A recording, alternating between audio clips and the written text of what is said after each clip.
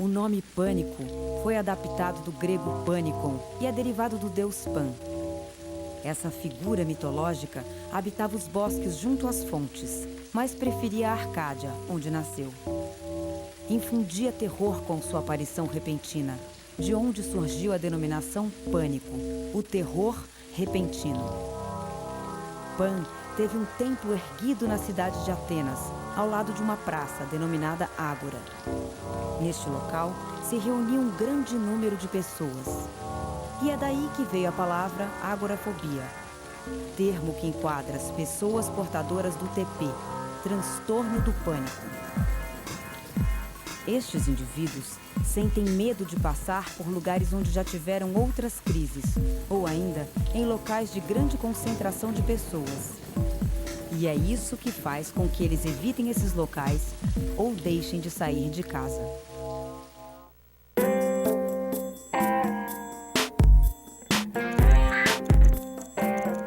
Saúde e vida moderna.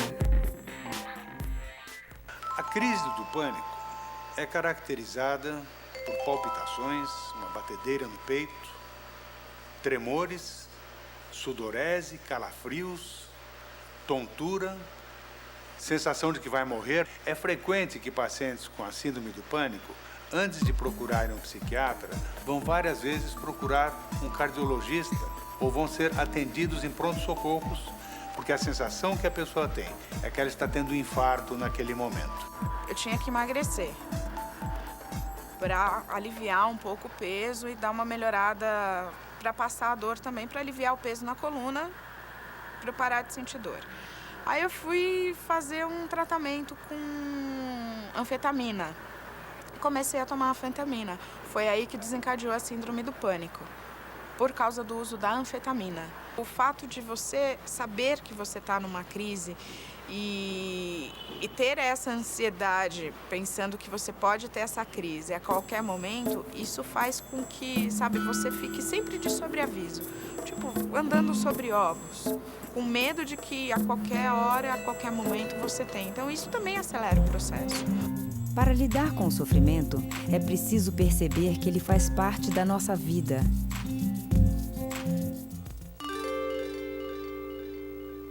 Tava com 20 anos na época, eu tava com 20 anos, tava para fazer 21. E eu botei na cabeça que eu queria um segundo emprego e eu fui à busca desse segundo emprego. Já era telemarketing. LER são esforços repetitivos, são lesões por esforços repetitivos e que podem acontecer em qualquer músculo. Quando esta lesão está relacionada com o trabalho, ela recebe um outro nome, é DORT. É distúrbio osteomuscular relacionado ao trabalho, mas é a mesma lesão por esforço repetitivo. É uma ligação atrás da outra. É muito estresse e um movimento repetitivo, né? Aquela coisa do robozinho. Meu período era até 7 horas. Se deixasse, eu trabalhava 12. Porque tinha demanda para eu trabalhar. Então, eu trabalhava. E aí começa a doer um pouquinho em cima dos dedos. Aí começa a doer na palma da mão. Vai subindo. Só que, assim, você não vai pensar que o que pode virar. Todos vós que amais o trabalho desenfreado, o vosso labor é a maldição e o desejo de esquecerdes quem sois. É uma dor muito esquisita, assim, porque ela vai chegando de mansinho e você não dá atenção, né? Aí aquela coisa, você mexe a mão, você não dá atenção mesmo pra coisa. E ela vai crescendo, e ela vai crescendo. Movimentos repetitivos de qualquer natureza podem levar a LER-DORT de qualquer maneira. Grande parte do sofrimento é criado por nós mesmos. Não tava legal em casa, namoro também não tava legal, porque eu queria sair, não podia fazer nada, então eu trabalhava. Aí o trabalho foi um refúgio, né? Então eu preferia trabalhar, então eu trabalhava de segunda a segunda. Pra mim eu preferia, porque era uma certa liberdade que eu tinha na ocasião. Quando eu comecei com a dor na minha mão, já me doía aqui atrás, porque é uma linha mesmo. Então ela sobe aqui, vem a linha aqui atrás, né? Eu sentia muita dor na nuca, pegava já aqui a escápula, então ficou tudo... a parte doente foi essa. Já existem softwares dentro do computador que obrigam a que o usuário, a cada meia hora, façam essas pausas. O tratamento das lesões por esforços repetitivos depende de uma abordagem multidisciplinar. Depois que é feito o diagnóstico e o médico detecta quais são os músculos acometidos, quais são os movimentos que estão alterados, você precisa de alguns profissionais para fazer a recuperação. Porque é necessário fisioterapia para recuperar esse músculo, mas é necessário também que o terapeuta ocupacional faça um estudo das atividades para condicionar este músculo às atividades que esta pessoa precisa realizar. Em geral, este esforço muscular depende também de uma estabilização dos outros músculos. Por isso que depois de passar da fase inicial de dor, a gente associa o professor de educação física para fazer um completo condicionamento físico. Todos os fatores são importantes no músculo. A nutrição, a postura, a questão ergonômica do ambiente, onde você desenvolve as suas tarefas. Mas o fundamental é um bom trofismo, uma boa força muscular e um bom trabalho de condicionamento físico. O clímax para mim foi quando eu fui lavar meu cabelo e eu perdi a força. Eu não conseguia mexer mais a minha mão, né, a minha mão direita. Aí eu entrei em desespero no banheiro, comecei a gritar, meu Deus, não tô mexendo, minha mão ficou boba, né? Então aquilo pra mim foi terrível. Aí eu fui no médico. Aí começou a minha sequência de afastamentos. Né? Fiquei afastada uma semana, aí voltei, depois doía de novo, mais uma semana. E aí ficou durante um tempo assim, até que eu saí de licença mesmo e foi bem ruim. É uma experiência bem ruim a de afastamento por acidente de trabalho. Não dá para culpar um dos fatores. É uma conjunção de fatores que acabam levando a esses problemas. Tem que ter uma estação de trabalho adequada, ao invés de você utilizar o computador com a mão nesta posição, que a gente chama de mão pronada, os computadores podem ser trabalhados nesse sentido, e isto tem uma ergonometria melhor do que os computadores tradicionais, onde você obrigatoriamente fica nesta posição, que é uma posição extremamente incômoda. Era aquela coisa, eu já não podia trabalhar, que era o que me dava escape, né? Era onde eu me sentia com a liberdade de fazer algo, né? E aí eu já não tinha mais isso, então eu ficava enfurnada dentro de casa, uma coisa que eu não gostava. Fiquei afastada há 1 ano e meio. Você não apresenta melhora, né? E aí você passa na perícia, aí ele te reprova, aí ele marca, ele fala, olha, não dei alta.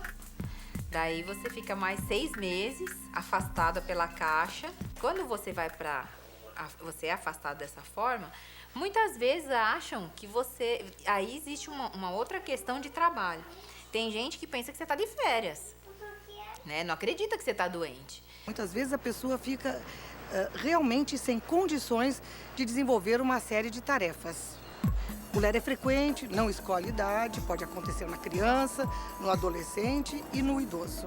O trabalho é sempre conjuntural, primeiro porque dor nunca é um fenômeno isolado.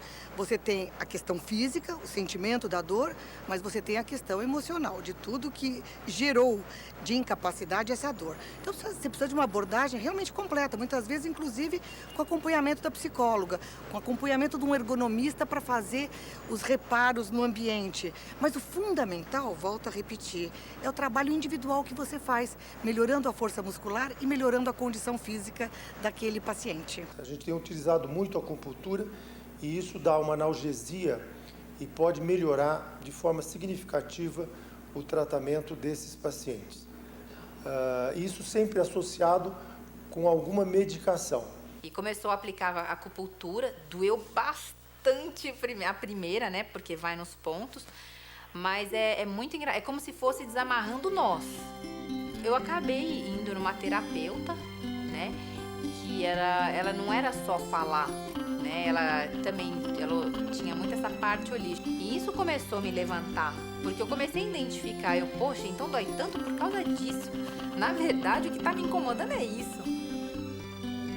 Esta questão do progresso e do excesso de facilidades que são colocados à disposição do ser humano em geral, acabam deixando o músculo inativo, o músculo não preparado e acaba gerando lesões.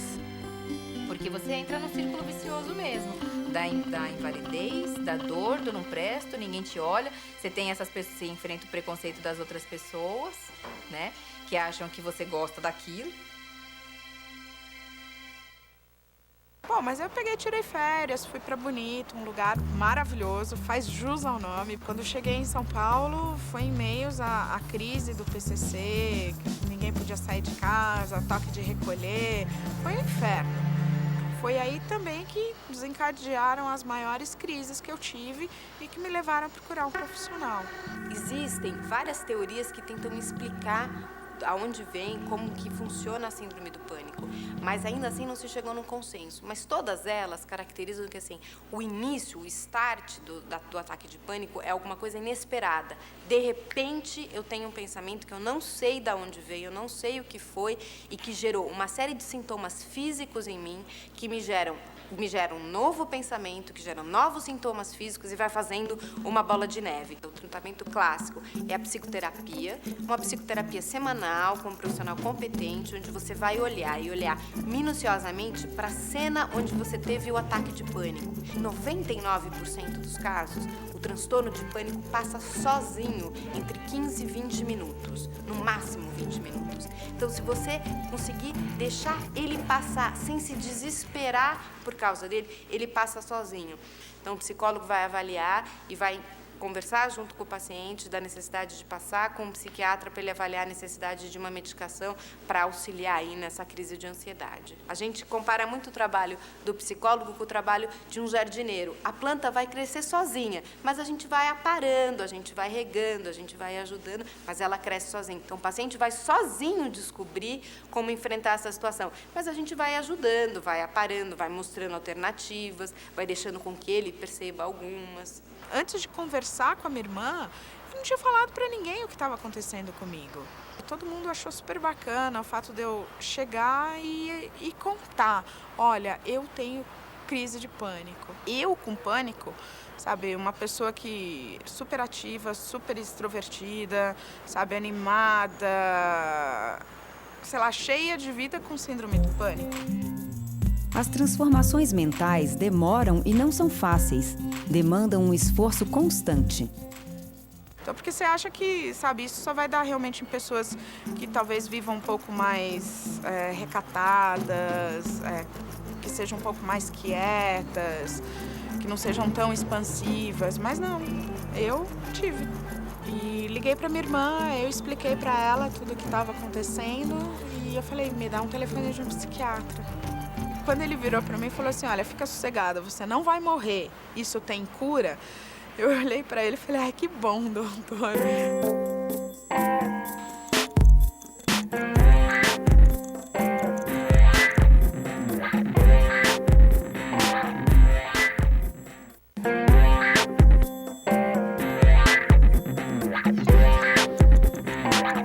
Saúde e vida moderna. No começo eu também não entendia. Eu sabia que existia, eu conheci algumas pessoas que falaram que tinha tido síndrome de pânico, que tinha crise de pânico, mas até então eu não sabia o que era.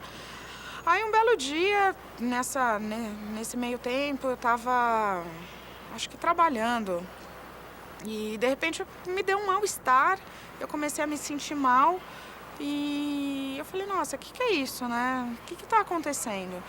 Deixei quieto, e aí foram acontecendo outras crises, dava um aperto aqui, um mal-estar, uma crise, uma ansiedade, uma coisa ruim aqui no peito. Começava a entrar em desespero, então me dava taquicardia. Eu falava assim, meu Deus, eu vou morrer. O que está acontecendo comigo? Eu estou tendo um ataque cardíaco. Eu achava que se eu deitasse na cama, fechasse meus olhos, eu não ia mais acordar. Então, a partir do momento que eu descobri que eu tinha síndrome do pânico, que eu tinha crise de pânico, eu tinha os controles da crise. Eu sabia que eu estava entrando numa crise, ou seja, que nada daquilo, que eu não ia morrer. Mas eu precisava fazer alguma coisa.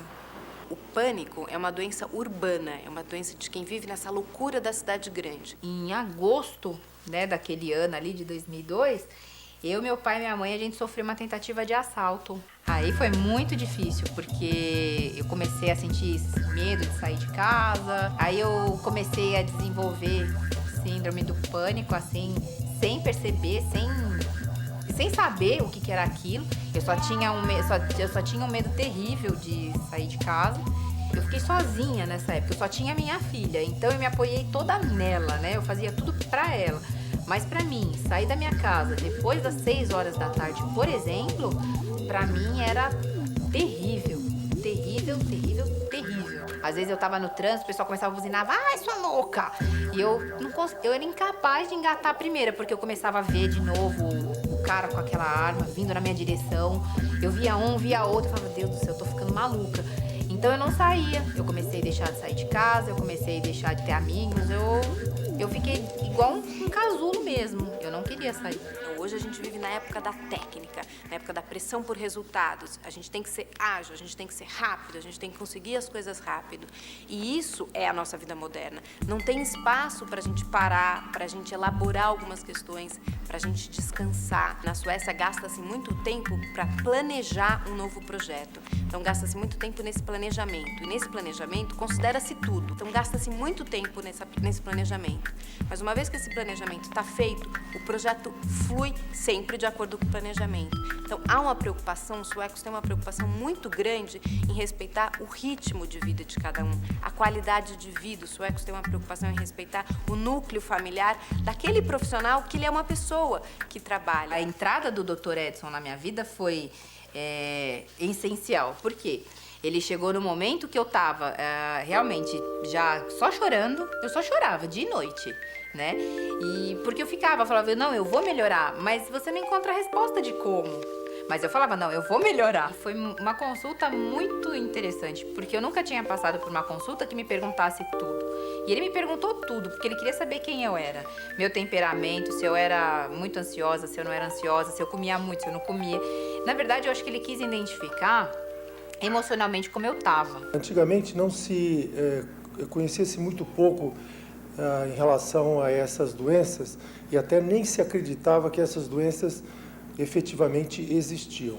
Quem passa por esse problema realmente tem que se olhar no espelho e falar, tá doendo mesmo, é uma causa minha interior, é o meu físico, o que dói?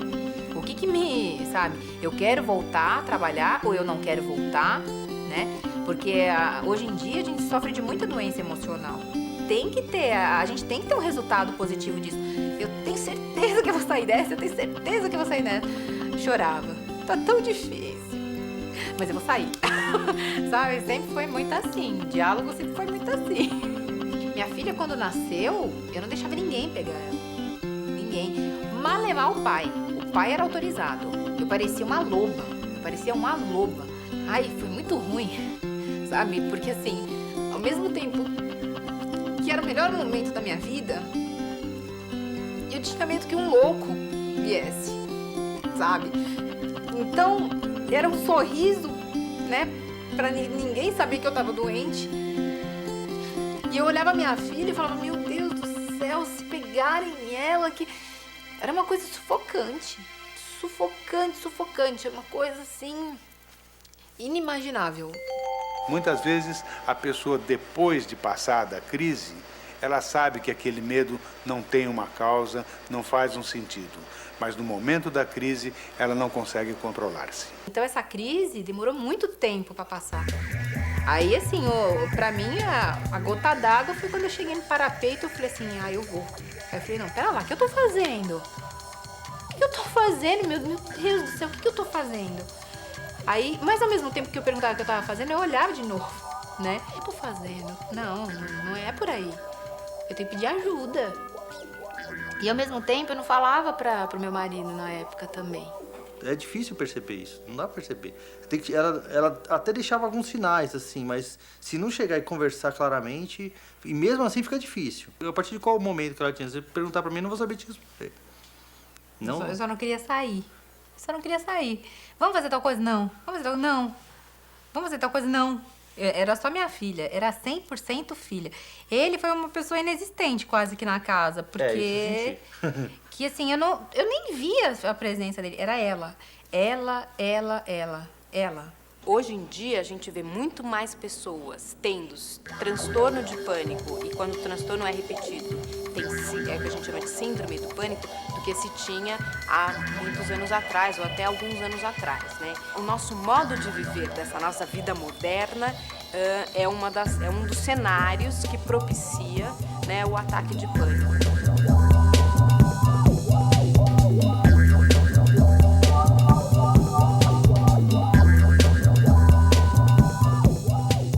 Quando eu comecei a mergulhar, não tinha nada, não tinha crise nenhuma. Na verdade, eu nem tinha desenvolvido o pânico. Então, eu comecei a tomar um antidepressivo e comecei a tomar um ansiolítico também. Mas, assim, foi bem difícil. Mas, graças a Deus, assim, eu tive pessoas-chave na minha vida.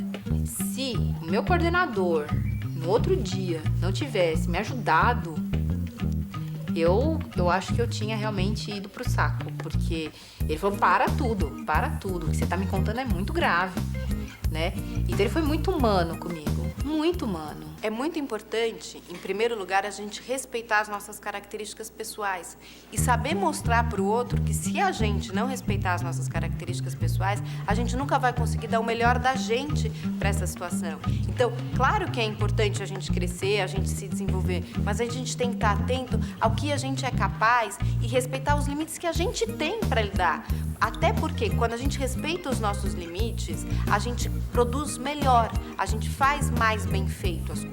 Então é muito importante, em vez da gente ficar se comparando, fulano trabalha 15 horas, eu trabalho só 12, fulano tirou A, eu tirei B, assim, dentro dos meus limites, dentro do meu contexto, eu fiz o meu melhor, eu continuo avançando, eu continuo estudando, eu continuo trabalhando para progredir nesse sentido. Mas assim, eu cheguei no meu limite, esse é o meu limite e tá muito bom, então é saber se ouvir, se respeitar, acho que isso é muito importante. E nessa vida moderna que a gente vive pensando em agilidade, época da técnica, pressão por resultados, a gente vai ficando em último lugar. E aí os resultados vão sendo mais difíceis ainda deles aparecerem. Então, quando isso acabou, para mim foi uma libertação. A pessoa que passa por isso, olha, ela se liberta. Ela se liberta. Sabe, o dia que ela fala, tô curada, é liberdade, porque é uma prisão. É uma prisão. A felicidade não é um ideal da razão, mas sim da imaginação. Você ter a sensação de uma hora para outra que você pode morrer e depois de um tempo você chegar e falar assim, não, eu não vou morrer, eu tenho uma vida inteira pela frente para viver, é fantástico, sabe? Eu acho que é o melhor presente que uma pessoa podia ter, saber que a vida tá aí, a vida tá para ser vivida, que você pode aproveitar cada minuto, cada segundo da tua vida. Você não precisa desperdiçar isso com crises, com mal-estar, com um monte de coisa. É ir atrás.